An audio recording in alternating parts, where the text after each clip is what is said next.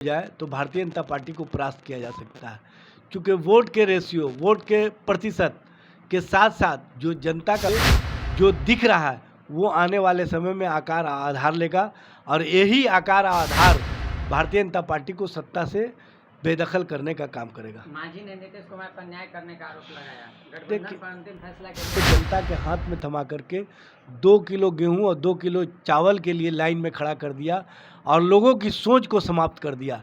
इसलिए भारतीय जनता पार्टी और भारतीय जनता पार्टी की जो नीतियां हैं उसके खिलाफ जनता में जो आक्रोश है वो आक्रोश देखने को मिला। कर्नाटक के चुनाव में आने वाले समय में 2014 वाले 2024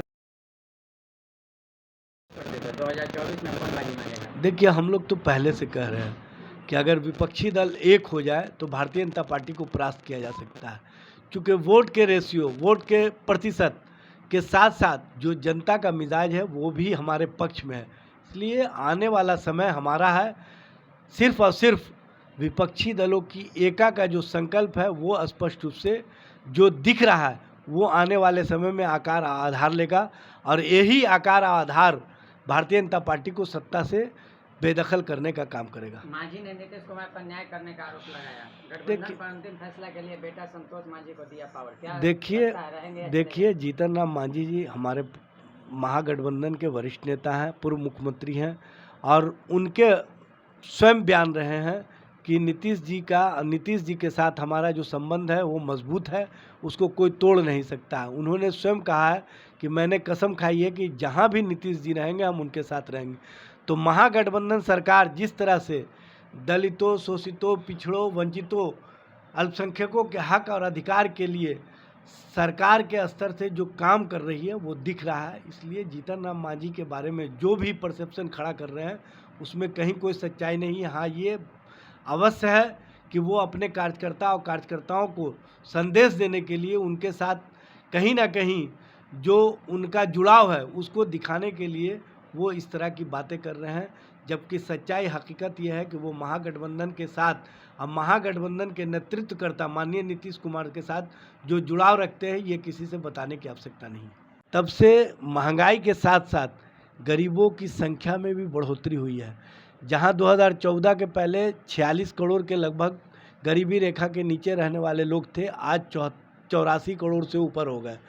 सबसे बड़ी विडंबना ये है कि माननीय प्रधानमंत्री हमेशा कहा करते थे कि हम जनता के लिए और जनता के हितों के लिए काम नहीं करेंगे तो झोला उठा के चल देंगे। लेकिन अफसोस की बात है उन्होंने तो झोला नहीं उठाया, लेकिन अपने फ़ोटो का झोला 84 करोड़ जनता के हाथ में थमा करके 2 किलो गेहूं और 2 किलो चावल के लिए लाइन में खड़ा कर दिया और लोगों की सोच को समाप्त कर दिया। इसलिए भारतीय जनता पार्टी और भारतीय जनता पार्टी की जो नीतियां हैं उसके खिलाफ जनता में जो आक्रोश है वो आक्रोश देखने को मिला। कर्नाटक के चुनाव में आने वाले समय में 2014 वाले 2024 में वापस नहीं आएंगे, ये संकल्प लेकर के विपक्षी दल एक हो रहे हैं। क्या कांग्रेस अभी नीतीश जी को नेता मानेगी?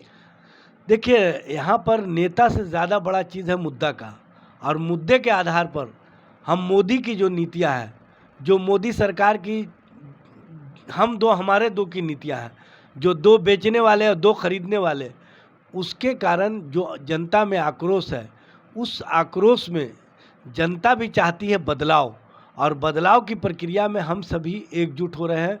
सभी विपक्षी दल के नेता इस संकल्प के साथ एकजुट हो रहे हैं कि नेता से बड़ी आवश्यकता है मुद्दा की, और मुद्दा से ज़्यादा ज़रूरी है जो जनता का आक्रोश है उसके साथ खड़े होने की। इसलिए आप देखेंगे आने वाले समय में जो बिहार ने संदेश दिया है उसको देश भी सुनेगा और देश स्तर पर बदलाव होगा, और जब समय आएगा तो नेता भी सामने आ जाएंगे और जो मुद्दे हैं उस आधार पर हम एकजुट होकर के भारतीय जनता पार्टी को परास्त करने में सफल होंगे। अगर ये वीडियो पसंद आई और वह बिहार के राजनीति और बिहारियत से सरोकार रखेनी तो सब्सक्राइब बटन दबा के चैनल के सब्सक्राइब कर ली। ओजे एगो घंटी बा, ओकरा बटन दबा देला से कुल सटीक और मारक खबर रुआ मुफ्त में मिल जाई। अगर रुआ पत्रकारिता के हमनी के नया प्रयोग में सहयोग कर चाहतानी तो ज्वाइन बटन दबा दी। पेटीएम नंबर नोट कर ली 9386816700। धन्यवाद।